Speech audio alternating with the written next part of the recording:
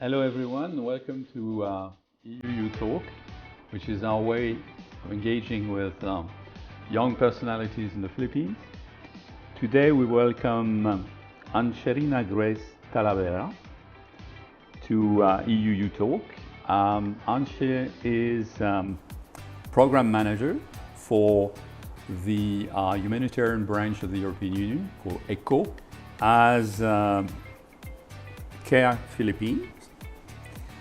I thank you particularly for being here today, as you have and you still are very much involved in the EU response to Typhoon Odette in the field. You studied. You came to Manila. Yes. To study, to pursue your study in, if I'm well informed, in public administration, which is a field I have myself been taught into and have practiced for, I don't dare to say how long.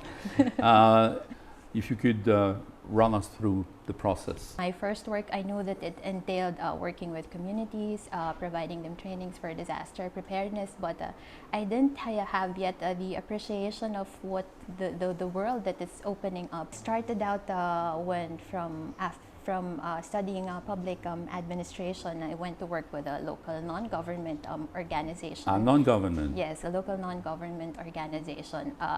I started actually out with a European Union humanitarian aid funded project. So we went to communities that are at risk to disasters, and we provide trainings for communities, also worked with local authorities. We have seen disasters getting worse.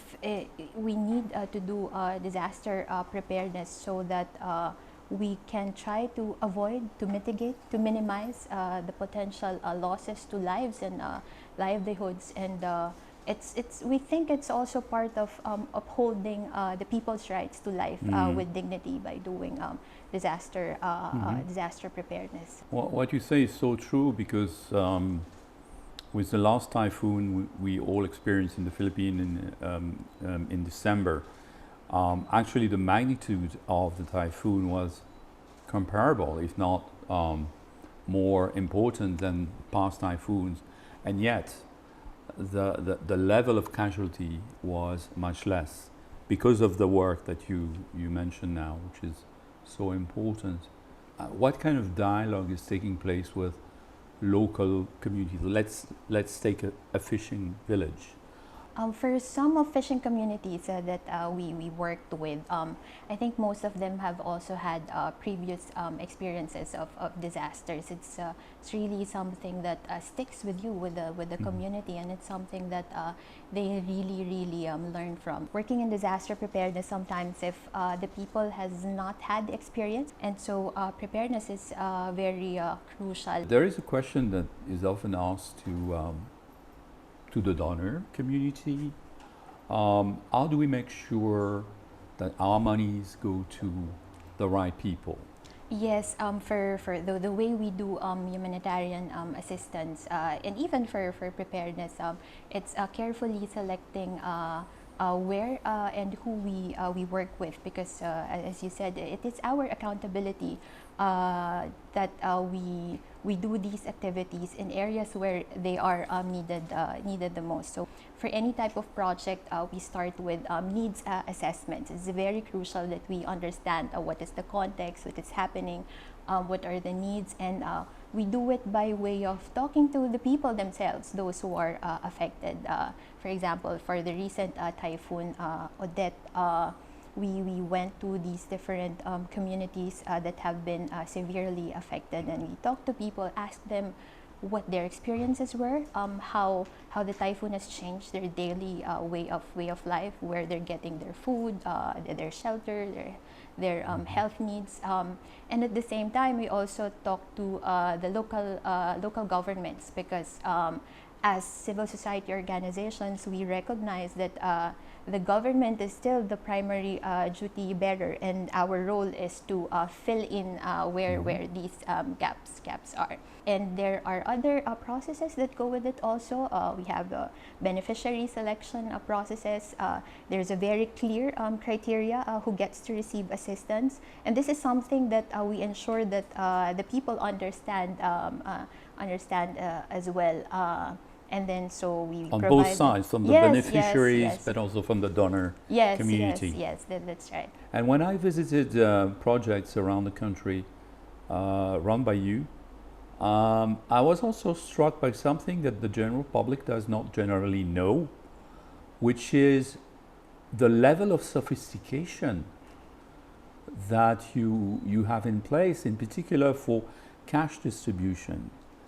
And in a country where not everyone has an ID card, Yes. I was particularly impressed by the fact that you actually have the possibility to distribute cash cards that can be loaded within hours, so that people can go with their cash cards which bear the picture. So what I am aiming at, I suppose, is that the general public is generally not aware of the degree of technological sophistication that as humanitarian you have reached at this point. But it's obvious to me that you are happy in your work. Well, you may tell me otherwise, but I can sense this is the case.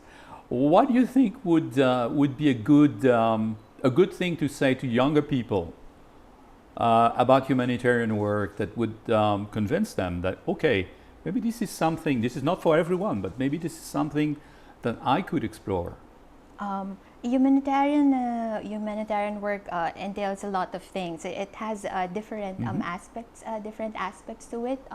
It can be very exhausting at times, but it's all the more exciting. It's kind of ironic actually, because the work continues when there are affected people. For those who are interested, we would like to really encourage them to go for it and explore all the different aspects of it. How is humanitarian work different from development work? For humanitarian assistance, I think that the primary objective is to go where we are needed to help people in need the most at the quickest possible time, to keep the situation from deteriorating. We are guided by the principles of neutrality, impartiality, and humanity, and so the work that we do, the assistance that we provide, is based on who needs them, and what are the needs, regardless of their identity, regardless of the organizations they are connected with. And it goes in particular for vulnerable populations such as children, and their right to receive proper education, or to have a safe environment. Yes. And it goes also for children who happen to grow up in conflict area. Yes, we have an ongoing intervention on education in emergencies, specifically for children in these conflict affected zones. For CARE and our local partner, CORD, our focus is on indigenous peoples communities who are affected by these conflicts. It's a basic right. Yes, it's a basic right. We design activities as well with these children, especially with the pandemic that's compounded the vulnerabilities these children are facing. What is the source of greatest satisfaction?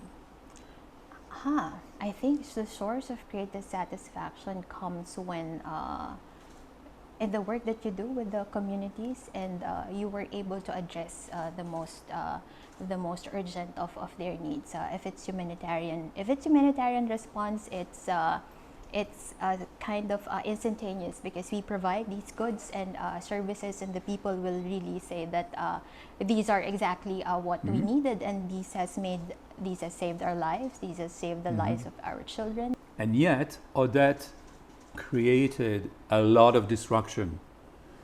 And as the donor community, I can tell you one of our difficulty was to mobilize the attention of everyone, precisely because, and this is cruel, humanitarian job was better done. This is a paradox, and I think we should keep repeating that we should not lower the guard, we should not lower our attention to disaster and disaster preparedness. But this is sometimes a happier battle because you're doing such a good job. I totally agree with that, Ambassador. In the eyes of the person that you are working with, helping, the result of your work. Yes, definitely. It can take some time, but you see, one of the things that we have learned also the past years that you're doing this is to celebrate the small victories with the people that you work with. You have a long-term vision, but there are steps, there are milestones that you need to achieve first before you go there, and it's something that can be very rewarding, and it keeps you pushing forward to your longer-term goal. We should celebrate. Yes. Absolutely. How do you find a balance in your life, and you keep the energy to do what you do? I think the balance gets a bit blurred. It's sort of like a continuum where you embrace the work that you do as something personal also, because after all, you won't be doing something for maybe most of your life if it's not something that you firmly believe